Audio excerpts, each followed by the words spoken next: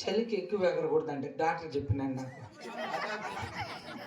నారాయణ నారాయణ నారాయణ ఈ చలిగ్గానే ఎంతమంది వచ్చినారు రా నాయన.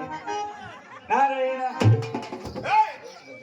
హలో నారాయణ ఏమే నువ్వు నారాయణ వారి పేరు ఎత్తుతురు వీడా. ఎందుకు? ఎందుకంటే వారికి మాకు పెద్ద గలాట్లు పడింది, అప్పటి నుంచి మాట్లాడుకో. కొట్లాడుకున్నారా? ఏం మీ పెద్ద ముందు అడిగిపోయినాడే?